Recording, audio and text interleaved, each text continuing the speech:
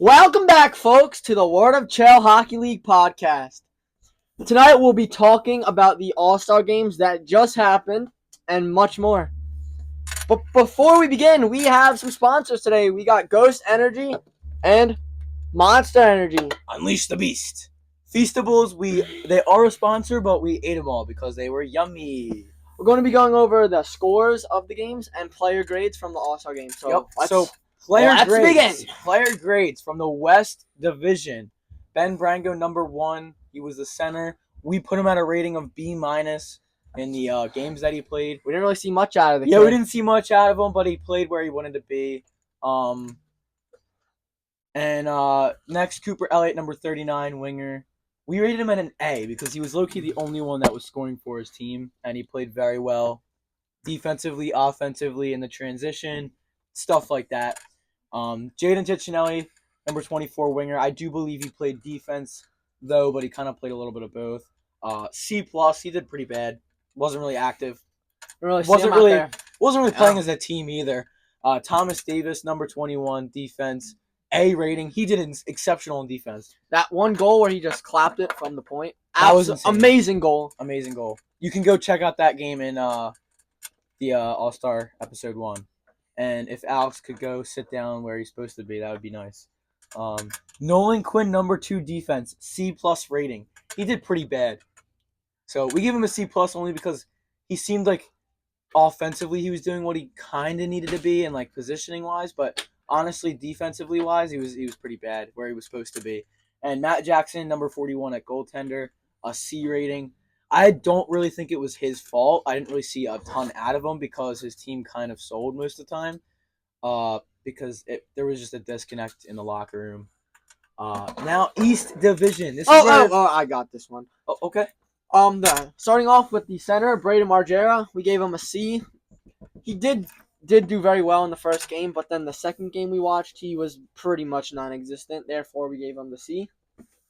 Jackson Wenzel, which was one of the wingers, we gave him a B+. He had some nice plays. It was just dangling around. Got the puck in deep. Did what he needed to do. B+. Same can be said about Matt Toland or Michael Toland, whatever one it was. He got a B+ as well. Yeah. He did pretty much the same. Played very well. Don't know if he got a goal, but he might have had a few assists in there. Mm-hmm. Kyle Jackson, we gave him an A-.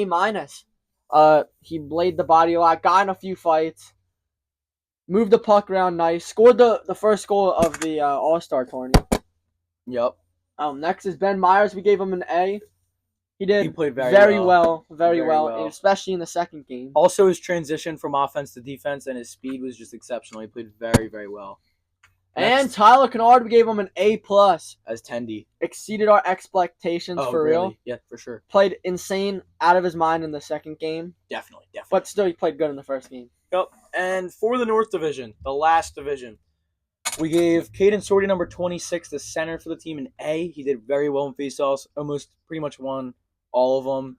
And, he just played well. Nikki, do you want to announce the rest? For North? Where am I starting off? Jacob Macari. Jacob Macari, we gave him he really played A+. defense. Oh, he played defense? Well, we gave him A+. Big guy on the ice. Big guy on the ice, yes. Yep. He got the puck in deep. He was just playing his position well. Position-wise, straps on defense. And Michael Jung on the wing, we gave him an A-.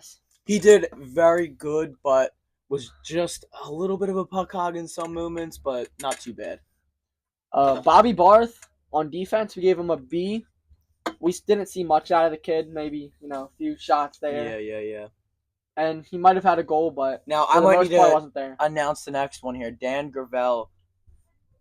Number 86. We gave him an A-. He played pretty well, but he did get kicked from the game early, so that kind of sucks. But yeah.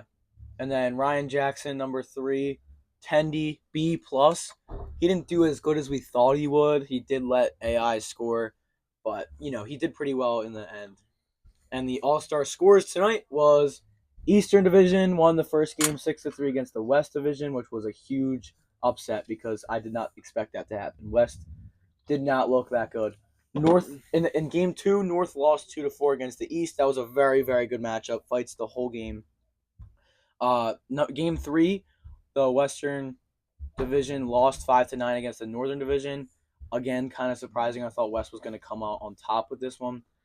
But yeah, pretty well. And now we're going on to our questions. So our first question, Nikki, I'll ask you this one.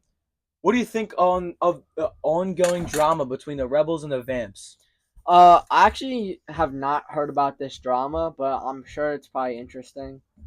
Vamps are always like everyone's rival is the Vamps at this point. Always talking crap on other teams, other players, for just no reason. Like they just come out and say like most random stuff. And I guess the Rebels players had some beef in between. Yeah, I agree. A different question that Bobby Barth gave us. I wasn't really. I was a little confused on this question because I didn't know of any drama, but I did know of a little bit of a rivalry between the two teams because the Vamps are obviously on the uprise and a future chip contender, and the Rebels have just been good for their entire career pretty much. This year, they weren't as good as I thought, but now that they picked up Michael Jung, now they're a lot better of a team. Now for both of us here, do you think Brady Margera has a small chance at MVP? I'm saying no. Yeah, I'm gonna say no too. I think we're too top late in the three. season.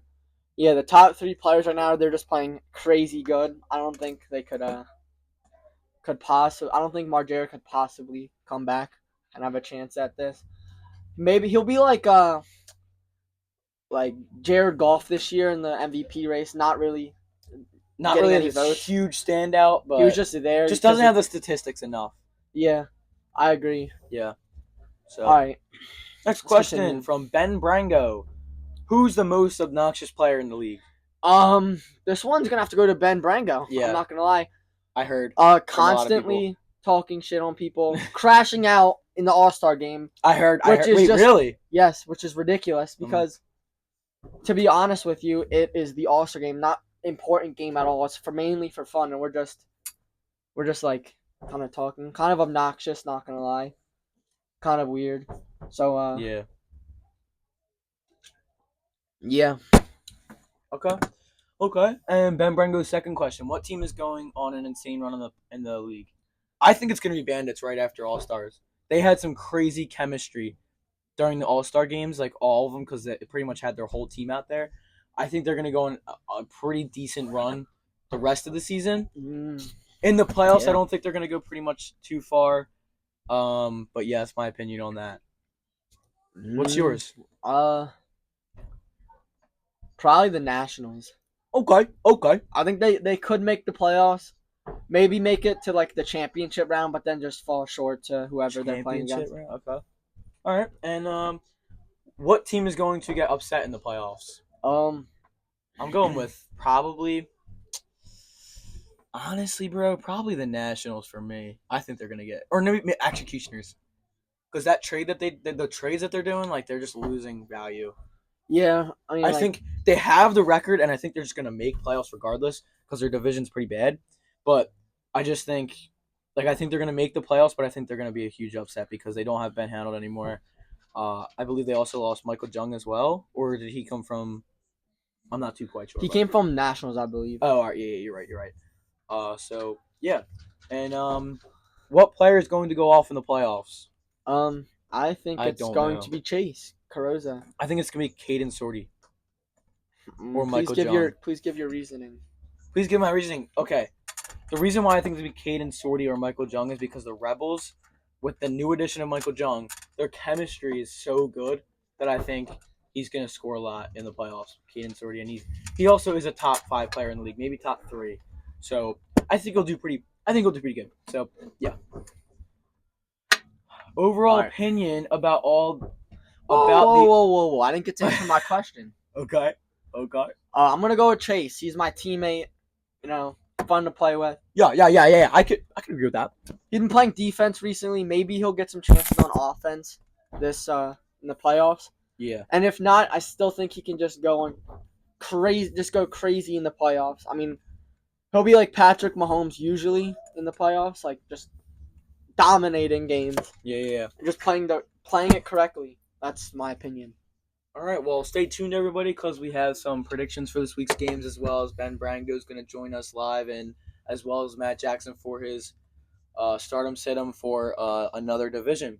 So for our overall opinion about the All Star games and how they went, I think it was great. I think it went as good as the NHL Four Nations. Like there was fights, there was drama, there was a lot of upsets, and I Yeah. really like it. I really like A lot it. of nasty goals too, like the Thomas Davis one. It I really really like. opens up a lot of people's view about the league, I think, and how well players are. And Thomas Davis, like up and coming star, I think. I think the Wizards might actually do something good now if their team starts connecting. All right, So, let's move on to some predictions. for Let's this go. week's game, okay. Nationals at Wizards is the first game coming up. I'm gonna go with Nationals 10-3 against the Wizards. I think the Nationals have the team, the Wizards don't. That's my opinion. All right, Monday, March 3rd, 2025. we got a few games today. There's a on this few game. games on this day, and it is Rebels at Wizards at 4 o'clock. I think the Rebels are going to win 13-5 against the Wizards. I think the Wizards are going to score a little bit more than we think, but the Rebels are just going to come out on top by a landslide. All right, next game is A little landslide, Jimmy. Okay. All right, next game is the Bandits at Executioners. Close matchup. Close matchup. I think the Bandits are gonna upset 7-6 here. Yep. Now with Ben Handel on their team, they're definitely going to lock in against a team like the Executioners. Yeah. Tuesday, March 4th, we got two games. Nationals at Ultra York. I'm going Nationals 8, Ultra York 2. Ultra York's going to, I think, sell the rest of the season. I think that's what's going to happen. They don't really have the team. Nationals are also pretty decent. That's what I think. All right, next game is my Hawkeyes at Rebels. This is gonna be a close game. We have here the Rebels taking the win over us, 12-11. 12-11, maybe in overtime. These are actual educated predictions here. We actually put them into there's a percentages and statistics that go behind each of these games. And Wednesday, March 5th, I think it's Tigers versus Nationals. Tigers are going to lose 4-7 against the Nationals. Tigers are just not a great team. I think one of the worst in the league.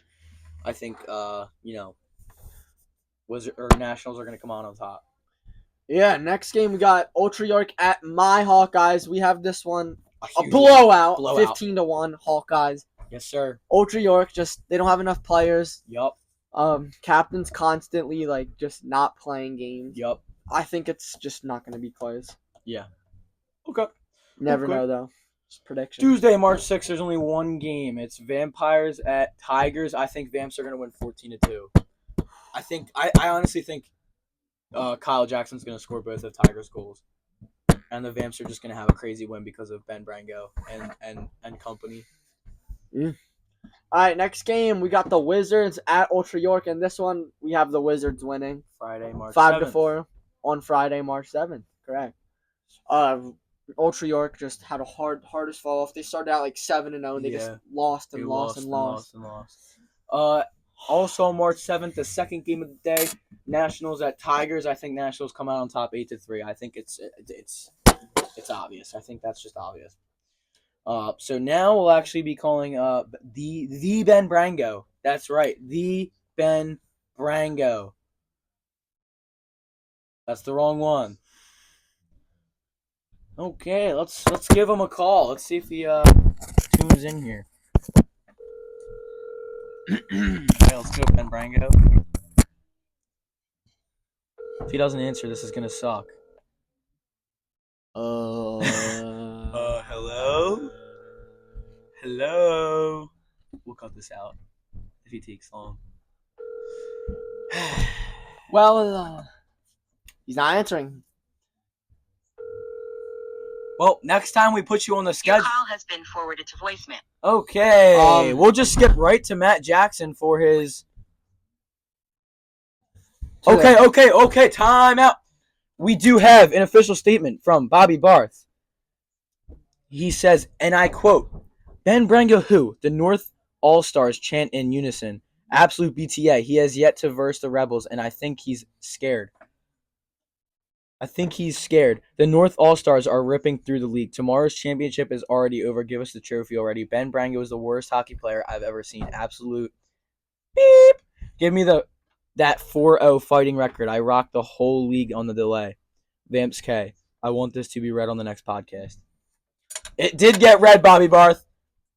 Just like to say, and I quote, that was a terrible take on sitting me over Johnny Gillen. I'm arguably the best playmaker in the league, and me and Caden Sorty have been a package deal since day one. Okay, well, listen, the stardom sit him is Matt's opinion, and he's a smart guy, so he's our sports analyst. Like, he knows what he's talking about, but so thank you for the input, Bobby Barth. Talking trash Also, on Ben Brango's a little crazy, considering you lost to the East, I don't really know if that chip is yours. You already lost once. You might lose again tomorrow. Might even get upset by the West team. You never know. I mean, they're scary. They just didn't perform the way they wanted to. Whoa. All right, so Ben Brango is not answering, so we'll have to cancel Ben Brango's phone call and go straight into Matt Jackson's Stardom Situm continued, which will be one of the divisions, either West or East. He did North last episode. Let's hope he joins. If he doesn't, then that sucks, because then we'll have to end the episode. Wow, this is interesting. what's going on? Why nobody call? We could just have a special guest right now and call up Ryan Jackson if we have to. Why don't we do that? Ryan Jackson, we would love to talk to him. We would love to talk to the star. Absolutely.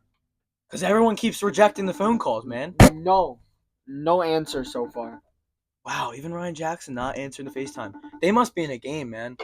There's no way. There's just no way. I don't know. All right, well, don't know what to tell you. Ben Brango ain't answering. But, yeah, so All-Stars went well. This week we got a ton of games. We're coming up to the end of the season. Playoffs should be soon. We'll give our input on that. And next episode, we should have actual guests. I guess we'll push Ben Brango to next episode. And maybe we can get Bobby Barth on with him. But thank you for watching. And we'll see you in the next one.